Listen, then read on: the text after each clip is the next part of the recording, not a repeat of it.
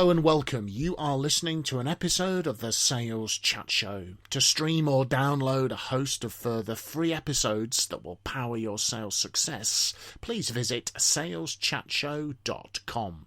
We really hope that you enjoy and benefit from this episode.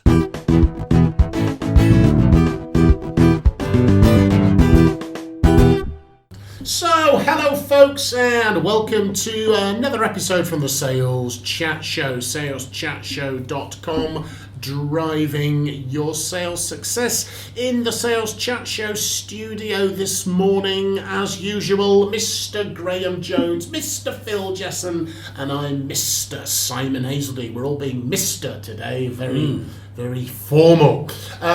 Today's episode, or should I say this episode, is called Are You Guilty of Using Any of These 5 Sales Excuses for Your Poor Sales Results? Ooh, how scary is that as a title? As a sales manager, as a sales director, I think I've probably heard pretty much every excuse there is in the book for not achieving your sales target. Heard them or used them? I resemble that remark. Of course, many salespeople who use these excuses then go on to be sales managers who have to deal with these excuses. And I was just getting the subtle dig in there about sales targets, because we know Mr. Jones is not a big fan of sales targets. I think you might find we've got an episode about that. Have we got an episode called Remind Us? I can't remember what the title is, but it's something like, sales targets are rubbish. Should you scrap sales targets? Should you scrap sales targets? Make sure you go and see that lively debate. So gentlemen, let us go through some of the excuses that we think we may have heard. Allow me to kick it off. Why am I not doing better? Boss, it's because, or you just do this to yourself, it's because of my territory. The part of the country or the world that I am responsible for, or particularly if I've been given it, it's not my fault. It's a difficult part of the world. Have you come across this little gem? I have a friend of mine who was in the oil sector, moaned to his boss that his sales territory was not as productive as his colleagues, and his sales territory was the southwest of England. And so his boss said, okay, so what's wrong with your territory then? And he said, there aren't many customers down there, they're spread far and wide and so on. And so he said, so what territory has got better sales? He said, well, southeast of England.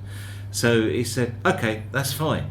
So he said, well, we can solve that, can't we? Said the sales director. And so he said, how are we going to solve that? He said, well, I'm looking to get rid of the salesperson for the southeast of England. Yeah. So you now have that territory in addition to the southwest. So there you go. Yeah. Problem solved. And he ended up with twice as much work, twice as much travelling. Didn't quite work. I've also had the weather on a territory being used, as in it's colder, wetter, more rainy than any other part of the world, or seasonality if it's a coastal. So, I think it just seems to be a good reason for trotting out an excuse. And let's not forget the economy either. There are clearly some parts of the country that are economically deprived. Not. And of course we are, and I should have said right at the start of the episode, we are going to draw a difference between a reason, something outside of your control that can genuinely happen to affect something, that can happen, and an excuse. And a reason is something that is definitely outside of your control and has to be taken account of, whereas an excuse is something we trot out for sales failure. And Phil, you were mentioning as well, the previous salesperson on the territory is also sometimes used. Oh yes, I've heard that many times, where somebody will say, well, the previous person, who of course you got rid of, boss, has scampered round the territory and has visited all of the prospects and basically destroyed the lot of them. So no need for me to do any cold calls. And it's a really interesting one, and of course we're not denying that different parts of the world, etc., from time to time will behave differently to others or a part of the country, of course. But it's really interesting that when you do, like a little bit to Graham's point, you change the salesperson, and miraculously the territory seems to recover. It's just an interesting kind of thing. What do we change? Nothing except the salesperson, and all of a sudden a really bad territory has often turned into a really good territory. Yeah. So if you're using that as an excuse, folks, you might want to challenge yourself. Now, of course, the next one is it's not my fault, it's the customer. Customers. Difficult customers. Our business Yes. would be so much easier if it weren't for customers. Is a frequent excuse, isn't it? If we didn't have customers, my life would be so much easier because they're the ones who cause all the problems. Or it's not my fault the customer can't see the benefits of our proposal. Or the customer's business is going backwards and they can't afford it anymore. Well, again, that could potentially there's a reason in there sometimes, but also sometimes, let's be realistic, it's often just an excuse. And by the way, if the business is going backwards, maybe that's even more reason that the customer might want to buy the product or service. But maybe the problem is that if the research from CEB is to be believed, 75% of salespeople think they're doing a really good job of differentiating their company versus the competition. When customers were asked the same question, they believe that only 3% of salespeople were doing a good job of differentiating the competition. So all I'd ask you to think about, folks, is that the customer's fault or is that the salesperson's fault? It comes back to some research that was done in the States, 10 years ago now, where they were looking at, do salespeople really understand their customers, and do customers really understand what's on sale, what's being offered to them, and the customers really understand what's being offered to them. It's that the salespeople don't understand the customers. So the customers are saying, we buy these products and services because of these reasons, and the salespeople believe a completely different set of reasons. So what it means is that that we might think the customer is saying one thing, but actually we as salespeople don't understand the customer anywhere near enough. I think that probably accounts for that sort of 3% of customers thinking quite. people are doing a good job. And you're clearly just not understanding your customer well enough if you're getting that response. You've got to take that responsibility. Customers buy things for their reasons, not yours. So you've got to find out what those reasons are. And I think also something to chew on, folks. There's no such thing as difficult customers, there's only inflexible salespeople, is a quotation that might be something to think about. Next one would be, of course, the competition. Every underperforming salesperson that I've ever had the privilege and joy to manage has had tougher competition than anyone else. The competitors always do more at a much, much lower price. Your thoughts on the competitor? Well, that one's true, of course. Is this a pet favourite excuse of yours, Mr. Jesson? I come across it all the time. I've learned to believe it. It's really interesting. So I do occasionally work with organisations and salespeople, should I say salespeople within organisations, who seem to be the world's leading expert on why their competitors are far better than they are. I do wonder if they're working for the right company sometimes. They should go and work for the competition then, shouldn't they? But I mean, you've obviously got to understand your understand your competitors, obviously understand your customers, understand your competitors, have a look at their strengths and weaknesses, what are your strengths and weaknesses, but hey, that's why you've got a job, isn't it? Yeah. I think also in organisations, competitors are often rubbished, aren't they, culturally, but I think as a salesperson we need to put a different hat on and learn something from them. What are they doing right, maybe, that we could copy, or what are they doing right that we could do much better than they're doing, and what is that little chink in the armour? Let's give them the benefit of the doubt and assume that they're scoring sort of 8 out of 10 in the customer's eyes, but that's not 10. What would we need to do to score the 10? But we also need to understand and get a proper perception of, is it really the customer or is it our perception of the customer, of the competition, rather. And so 100 years ago when I worked in the music industry, that I used to work in Oxford Street, just opposite Bond Street Tube, and just at South Molton Street, just next door to Bond Street Tube, there was a pub on the corner, and we would go out of the office maybe at lunchtime to have a sandwich and a pint or whatever at lunchtime, and we would walk into the pub, and there was this particular summer period where every time we walked into the pub, this Michael Jackson song would play, and our perception was, blimmin' Michael Jackson, he's constantly being played. And he was in the competition, so he was competing against our artists who we were trying to sell. And so we'd walk into the pub and constantly hear Michael Jackson being played. And our perception was that as competition, that Michael Jackson was doing better than us. It wasn't that at all. It turned out that the landlord saw people from Polydor Records walking in and just played a piece of music automatically just to annoy us. Yeah. So it actually wasn't competing with us. Our perception was the competition was doing better. In reality, they weren't. And I think a lot of salespeople's perceptions, unless you ask the right questions and do some independent research of your own, is very much clouded by what the customer tells you about the competition. Quite. And they're probably telling you they're so much better than you in order to get you to drop your price and give them a discount, which I think is the next one, is to say, it's not my fault, boss, we're too expensive. Our pricing is wrong. Yeah. Is this a valid? Is this a reason or is this an excuse for us? For me, I think it's an excuse. And in a previous episode, we've covered this whole issue of return on investment.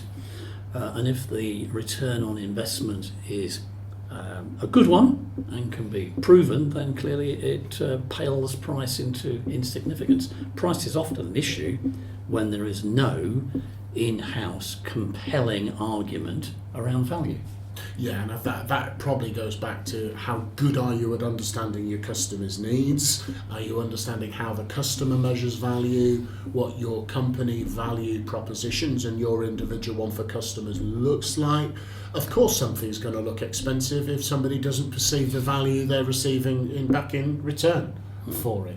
But yeah, and we're not saying price isn't a factor in buying decisions. Of course it's a factor, but it's very rarely, and I've had this from procurement buyers who say, off the record, it's very rarely just about price. Of course it's going to be a key factor, but it's very rarely the only factor. But it's a beautifully pre-packaged excuse to say we were just more expensive. That's the reason. In studies of price setting, that when you look at companies who are about to launch a new product and you ask everybody within the business how much would customers be willing to pay, and they determine their price for their new product or service, whatever it is, that's based on their view of the value that the customer's going to get out of it. And let's say they set the price to £100, whatever it is. When you actually do the study and go out and ask customers, independently of the business, and ask customers, if somebody invented this product, how much would you be prepared to pay for it? Invariably, that price is almost double what the companies are saying, what they would be setting. So actually, we set the value internally much lower than our customers ever will. It's an interesting one, and we're definitely going to do some more episodes, I think, around the psychology of pricing. Maybe a good idea to get a couple of our price expert colleagues and come along and get them interviewed. If we can afford their price. If we can afford their price. And the final one, I think, is it's not my fault, and then you insert the name of whichever the department or departments the excuse is reliant You mean on. those buggers in production? Oh, it's the production, supply chain. It's marketing. Their website's rubbish. No. Marketing don't provide me with the sales collateral. My experience is that finance are always putting No, it's not finance. It's those- the audit department. Yeah, the database is rubbish. Yeah, It's definitely finance. The sales prevention department who do insist upon us making a profit margin. that's the legal department. So should we have a look at a few solutions that our listeners might be interested in to deal with these? Well, I think we've had a previous episode we've certainly called selling a team sport. So you will often in many, particularly in B2B, multi-stakeholder environments, you're going to have more colleagues involved in the sales process. So take responsibility for those. There is a model, sort of 3 concentric circles that we could probably start to use in closing. There's things you can control in the inner circle of a three concentric model. Those you should be on top of. Then there's things you can influence, and I think a lot of salespeople think, I can't influence finance, I can't influence the customer's perception of value. Yes, you can. Influence is your job. That's what you're paid to do. And finally, there are things that probably fall into the reasons categories. Things you can't control, you can't influence. You can't control the weather. You can't control certain factors. But don't give away your power. Focus on what you can control, can get on top of, and you can absolutely influence. And I think all of these 5 are the reason our people listening to this have a job. Because if there weren't these challenges out there in the marketplace in the world, there would be no need for the sales people. So, other thoughts on solutions, guys?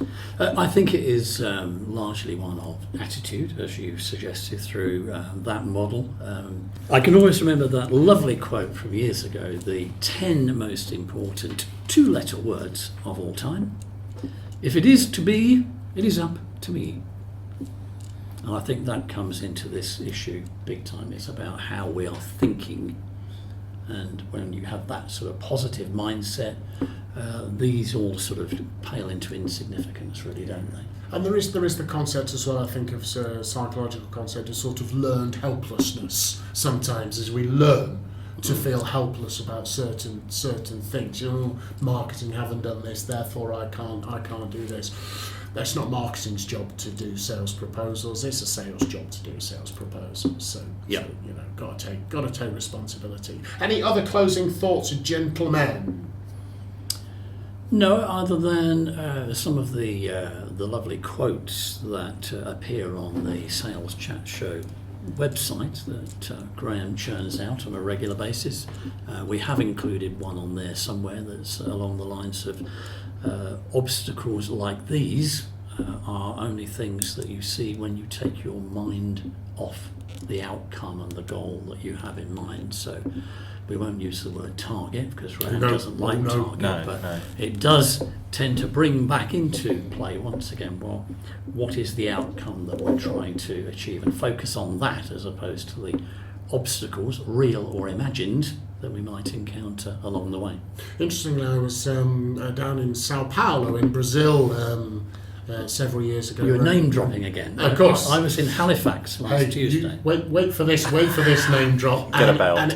And a leader was speaking, a part of a leadership program, and a leader from an organisation that I was working with, a multi-billionaire. Check this guy out, very wealthy individual. And he said, obstacles, his words to these people were, obstacles are the steps we need to climb on in order to achieve our goal. That's an interesting insight into how a very, very financially successful business person regarded obstacles as steps that you step on in order to achieve your goal. And a closing thought from me, you can have results or excuses, you can't have both. So thanks very much, folks. Simon Hazeldine, Graham Jones, Phil Jesson from the Sales Chat Show. 140, maybe even 150 plus episodes now on the saleschatshow.com website, or also you can access all the episodes of the Sales Chat Show from wherever you get or subscribe to your podcast. So please subscribe to the Sales Chat Show, and every week a new episode will be there for you to listen to. Sales Chat Show, helping you to drive your sales forward. We would just like to wish you good luck and good selling, folks.